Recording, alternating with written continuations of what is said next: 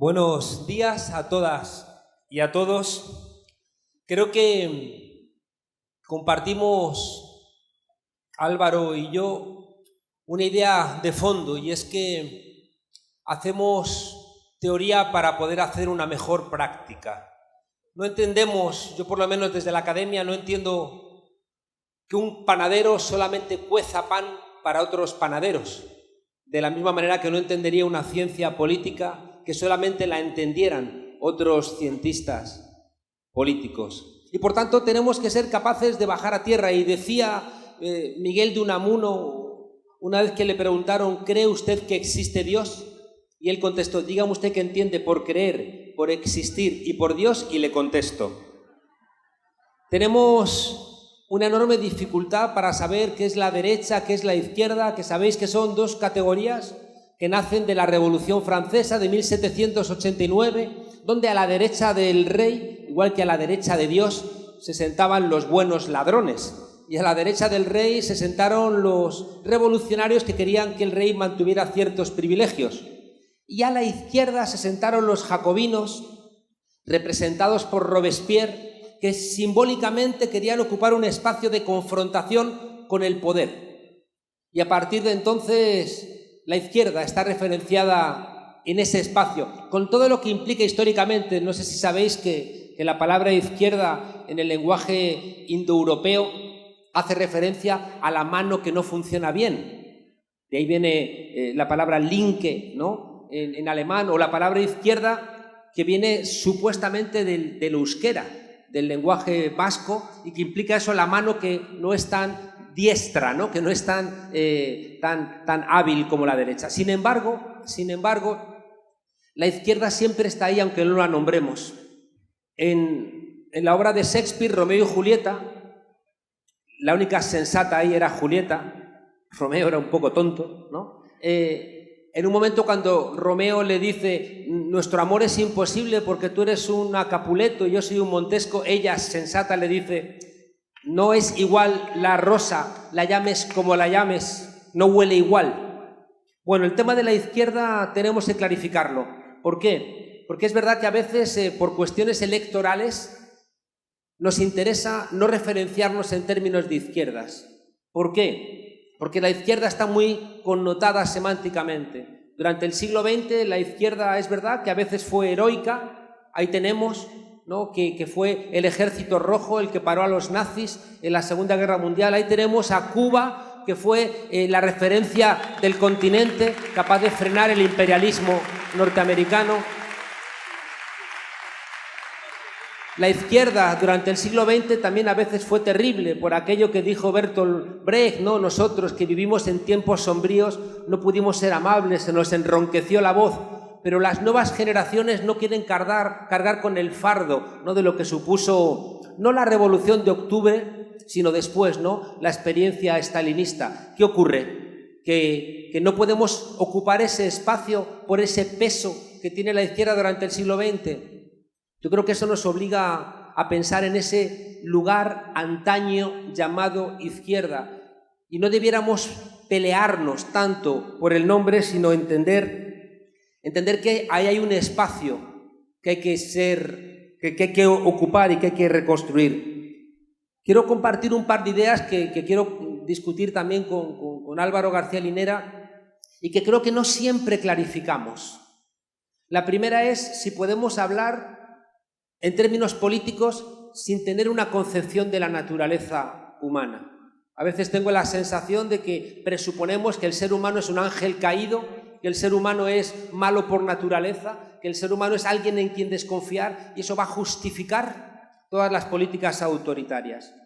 Creo que una de las tareas obligatorias que tenemos, y más aún en el siglo XXI con el desarrollo de la neurobiología, tenemos la obligación de clarificar nuestra idea de la naturaleza humana. ¿Por qué? Porque creo que hay una idea central que diferencia a las personas progresistas de las personas conservadoras, y es que las personas progresistas confiamos en los seres humanos y las personas conservadoras no.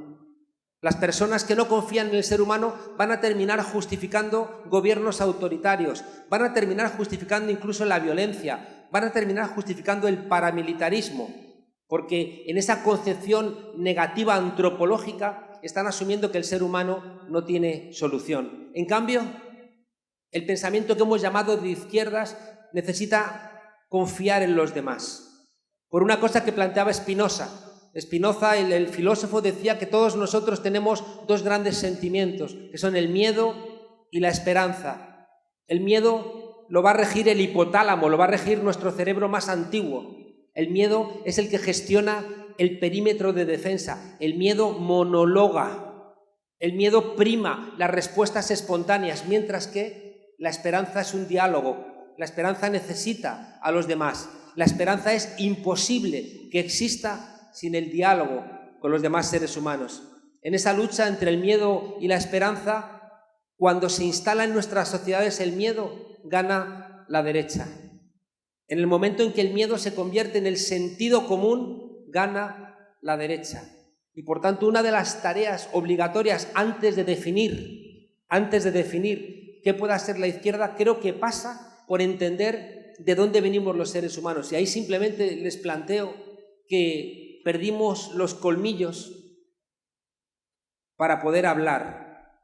El ser humano perdió esa fuerza que puede tener un león, otros animales, porque a través del lenguaje tenemos más fuerza.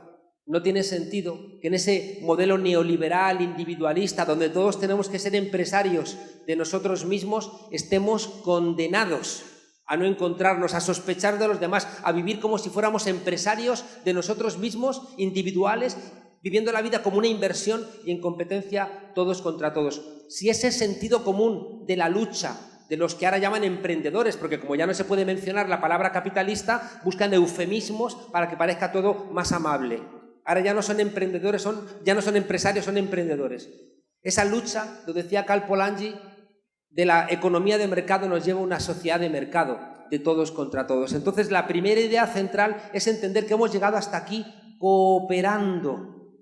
El ser humano, yo siempre lo planteo, Álvaro, a mis alumnos, que habéis visto documentales del National Geographic donde la yegua pare a un potrillo y a los 2 minutos se levanta y se va a dar una vuelta, o incluso una jirafa pare a una jirafita y la jirafita estira las patitas y se va a dar una vuelta. En cambio, los humanos necesitamos la ayuda de nuestros padres más o menos hasta los 30 años, ¿no?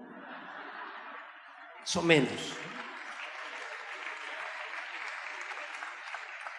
Somos animales cooperativos, como dijo Aristóteles, por definición. Y en el momento en que en nombre del miedo nos han puesto a pelear a todos contra todos, nos han quebrado la posibilidad de estar en la izquierda. Y la última cosa muy vinculada a esta es ese discurso repetido de la izquierda ha muerto, la izquierda ha muerto. Si la izquierda ha muerto, ¿dónde está el cadáver del sujeto de la izquierda? ¿Dónde está su cadáver? Quiero plantear que si la izquierda han muerto también los explotados, han muerto las mujeres maltratadas, han muerto los ancianos sin futuro, han muerto los pueblos indígenas, han muerto todos los subalternos, hemos muerto todos los patitos feos de la historia. No, es más fácil decir que ha muerto la izquierda a señalar los cadáveres de todos esos sujetos que siguen siendo rehenes de esa desigualdad. Y lo último que quería plantear en esto es que el modelo neoliberal nos cuesta tanto combatirlo porque es un sentido común, no es solamente un modelo económico, es un sentido común que ha captado buena parte de nuestro imaginario. Por eso decía Frederick Jameson que es más fácil imaginar el fin del mundo que el fin del capitalismo. Uno imagina que viene un meteorito y termina con todo. En cambio, imaginar la sociedad alternativa se convierte en algo profundamente complicado. Decía, y creo que es algo que puede quebrar ese imaginario, decía Elie Wiesel, un superviviente de Auschwitz, fijaos qué frase tan hermosa, que lo contrario de la generosidad no es el egoísmo, lo contrario de la generosidad es la indiferencia. Y fijaos que aquí lo que está reconociendo es que los seres humanos tenemos ese principio de cooperación que solamente nos lo mutilan cuando en nombre de la obtención del beneficio mediado por el mercado nos convertimos todos competidores entre nosotros e incluso competidores de nosotros mismos. Y os decía que cuando el neoliberalismo nos captura nuestros valores, nos han derrotado. En el momento en que queremos competir con ellos en España, en Europa, hay gente que quiere justificar la recepción de los refugiados porque tienen estudios o porque van a pagar impuestos, y esa no es la lectura. Recibimos a los refugiados porque nos necesitan, porque están golpeados, porque son pobres, no porque sean rentables.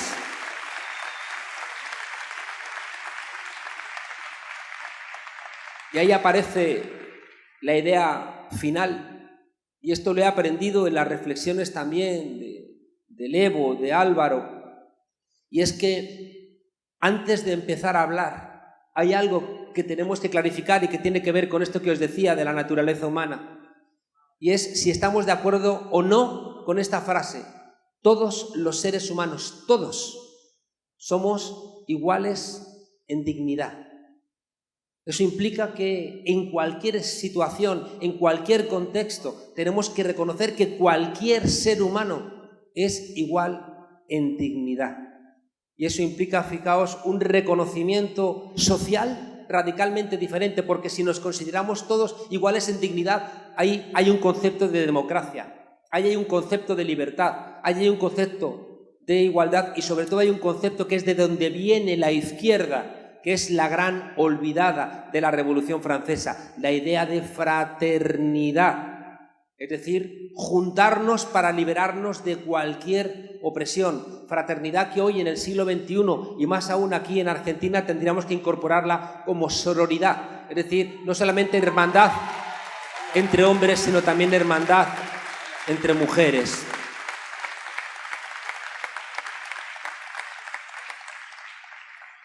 Fijaos qué maravillas del lenguaje. La palabra dignidad en el lenguaje indoeuropeo del cual viene el español tiene la misma raíz, el mismo prefijo que la palabra decencia, que es dec.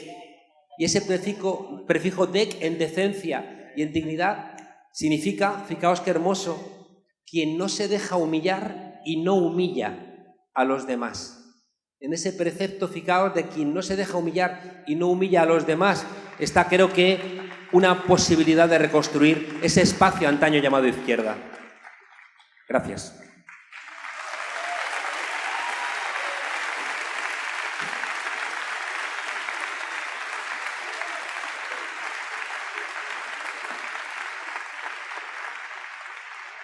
Oigan, muy buenos días a todos. Saludar a todas las personas que están presentes acá.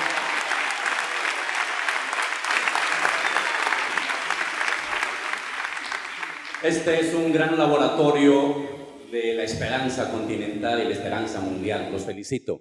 Que estén reunidos, que estén debatiendo, que estemos revisando crítica y autocríticamente las cosas que hicimos bien, las que hicimos mal, y nos estemos preparando para volver a luchar por las nuevas esperanzas de nuestro continente. He escrito algunas cosas, un punteo para no correr el riesgo de decir algo que no sea políticamente correcto. Soy una autoridad, lamentablemente todavía, y tengo que modular mi lenguaje, pero quiero decir mis verdades. En la explicación que daba el compañero Monedero de la genealogía de las izquierdas, diferenciamos la izquierda como una categoría sociológica contemporánea que permite diferenciar puntos de vista, actitudes, comportamientos y acciones de lo que sería el modo de convocatoria a la acción colectiva política. En algunos casos, el modo de convocatoria de movilización apelará a la izquierda como hecho movilizador, y otras veces no recurrirá a eso, y no hay por qué criticarlo, podrá recurrir a otra categoría, lo popular, la unidad, los ciudadanos, los pobres, los humildes, y en otras circunstancias, bajo otras trayectorias, la categoría de izquierda se convierte en un hecho de identificación política. Entonces, diferenciar la izquierda como un hecho de clasificación política en la investigación y la izquierda como un hecho de identidad política. Entiendo así las palabras también de la presidenta Cristina el día de ayer cuando hizo su reflexión.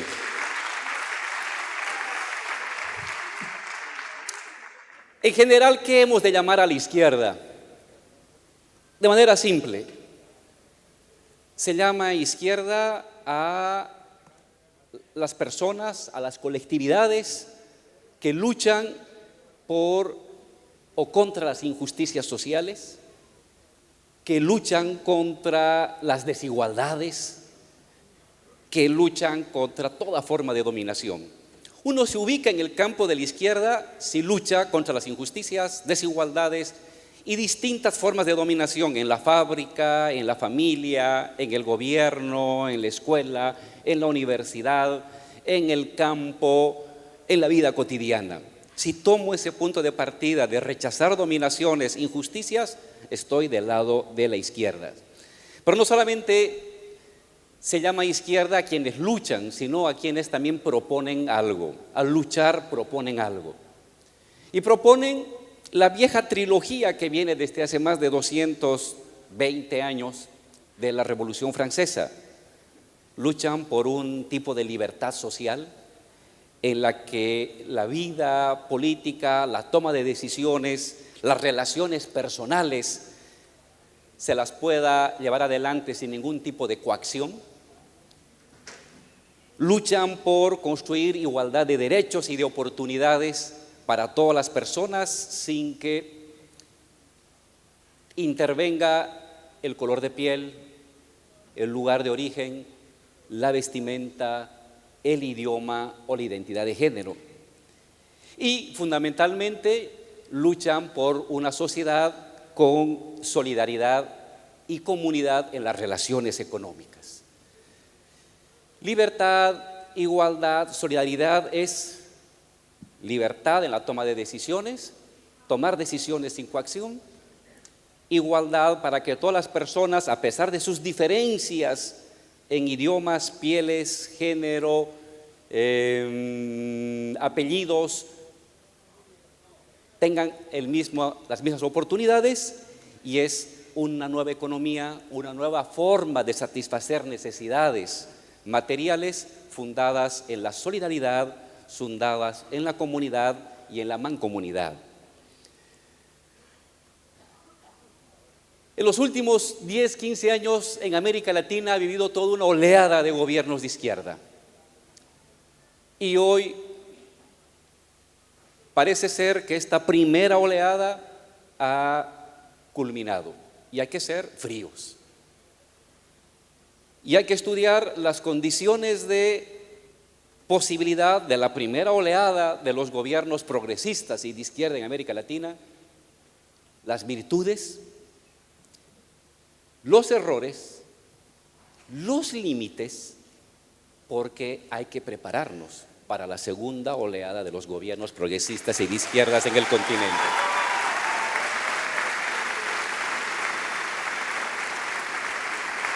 Yo quiero resumir en 8 logros, 6 dificultades, 6 tareas, una esperanza. 8 logros de los gobiernos de izquierda de las que tenemos que sentirnos orgullosos con la historia, con el vecino, con nuestros familiares y con la vida. La redistribución de la riqueza. En América Latina, entre los años 2001, 2002 hasta el año 2015, 72 millones de personas salieron de la pobreza. En tiempos neoliberales, 22 millones de personas entraron a la pobreza. Uno dirá, oye Álvaro, eso no es gran cosa. Si tienes la comida, las 3 comidas satisfechas, si tienes movilidad, no es problema. Pero la gente que no tenía para comer en la noche y no tenía para pagar el taxi para ir al trabajo, o el minibús o el bus para ir al trabajo, salir de la extrema pobreza, es un cambio radical de su vida. Y eso sucedió con 72 millones de personas. En América Latina, 94 millones de personas pasaron a la clase media.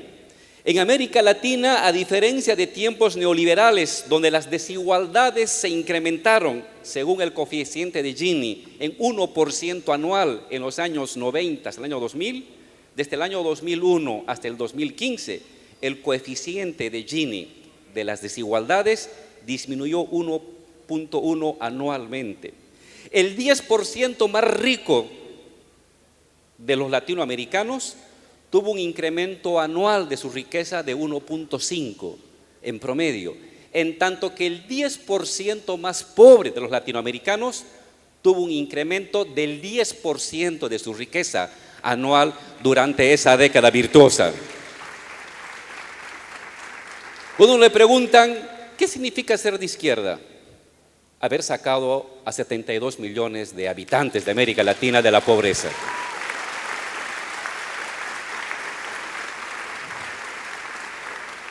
¿Qué ha significado ser progresista, ser populista, ser izquierdista, ser socialista en América Latina? El fortalecimiento de los sindicatos y de los múltiples movimientos sociales. Nuevas formas de participación como el referéndum, como la democracia comunitaria, como las intersectoriales, como las movilizaciones sociales con efectos estatal que cambiaban o elaboraban decretos, que cambiaban o elaboraban leyes. La democratización creciente de las relaciones personales y un impulso a la gestión del cuerpo en la que cada mujer es y tiene que ser soberana sobre las decisiones de su cuerpo.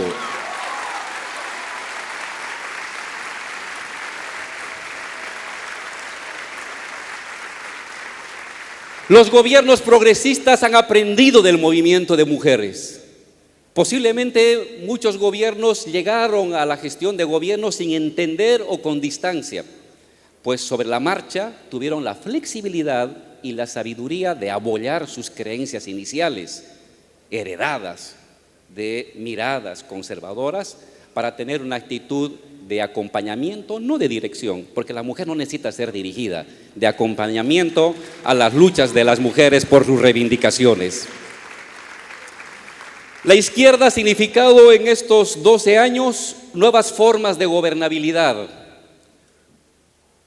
Hay gobernabilidad en los países, hay estabilidad en los países, no solamente con coaliciones políticas partidarias.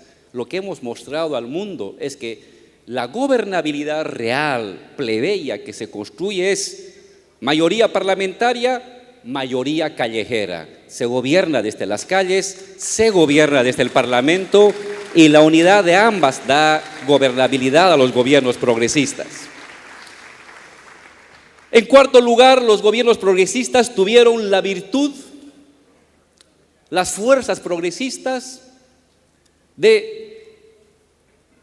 manera alargada en 10, 20 años previos, o de manera concentrada en meses o años previos a los grandes estallidos catárquicos de la sociedad en América Latina, haber construido victorias culturales previas. Gramsci tenía razón: cualquier victoria popular, política o militar requiere previamente victorias culturales desarrollados en los distintos ámbitos de la vida, en la universidad, en los medios de comunicación, en el barrio, en la actividad cotidiana, en la familia, etc. En quinto lugar, el progresismo latinoamericano ha resuelto sobre la marcha un debate que se va dando en el ámbito de la reconstitución de las izquierdas europeas, socialistas o socialdemócratas radicales. El tema de la relación entre progresismo y libertad. Por lo general, los que venimos de las izquierdas de los años 60 y 70 traíamos una distancia frente al concepto de libertad que lo asociábamos a el libre mercado o el egoísmo del interés personal. Sobre los hechos y sin mucha reflexión, el progresismo latinoamericano ha abordado este tema de una manera muy creativa. El respeto de las libertades republicanas, libertad de opinión, libertad de asociación, libertad de pensamiento, libertad de formar sin coacción voluntad política nacional, es decir, hemos sabido llegar al poder, transformar el poder mediante las elecciones y habremos de regresar nuevamente al poder una y otra vez mediante las elecciones.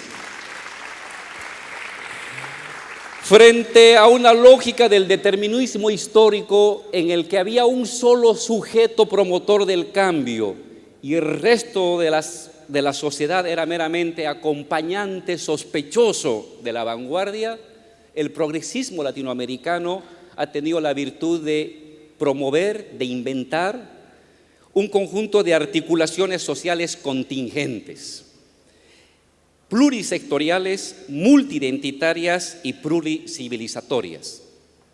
Obreros, indígenas, barrios, jóvenes, mujeres, profesionales, campesinos, en una articulación plebeya en la que no hay un sujeto mandado a dirigir y a conducir al resto, donde el que conduce es fruto de contingencias, de habilidades estratégicas, de convocatorias, de construcciones discursivas, de narrativas movilizadoras, pero en todo caso no hay un sujeto de vanguardia, un único sujeto articulador. Las transformaciones y los bloques históricos son construcciones plurales, contingentes y flexibles.